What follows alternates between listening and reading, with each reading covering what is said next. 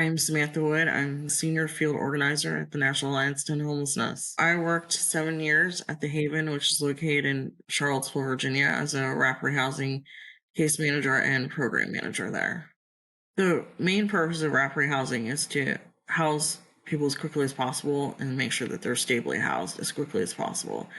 So what I did was the first official meeting I had when we enrolled a client, I taught them about their game plan to exit the program, which is kind of counterintuitive usually in social work because there's an assumption that someone's going to stay on your caseload for a while.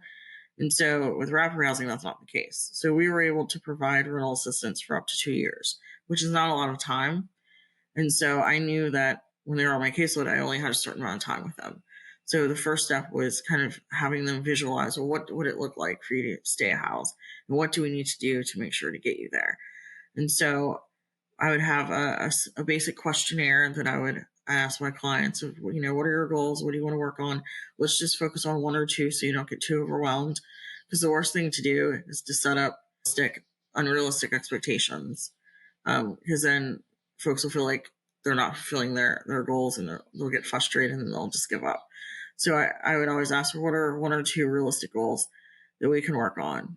They can be small, they can be big, they can be whatever you want, but let's just figure out a way to get there.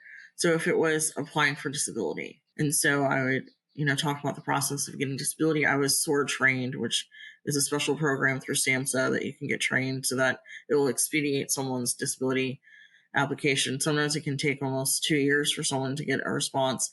With SOAR, it's 3 to 6 months. So it really helps someone get their benefits fast so they can start paying for their rent.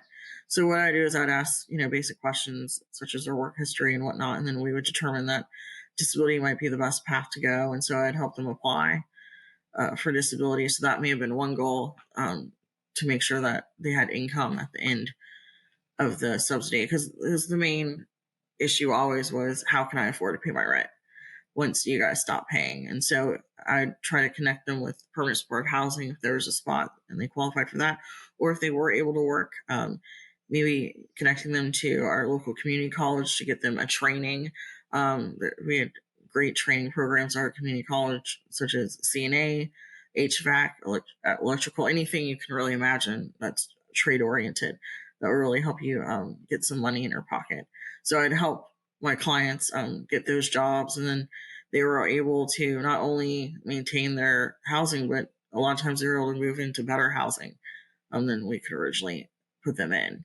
So just making sure that I supported their goals, and again, they led the charge with their life, and that the little time I was there, we were able to hit the ground running with making sure that once they exited the program, they were in a good position and that they no longer felt like they had to depend on the program. And that was my whole spiel when I would first meet with them. It's like, I love working with you, but I don't want you to have to call me at the end of the 2 years. I want you to be able to have the resources and support you need.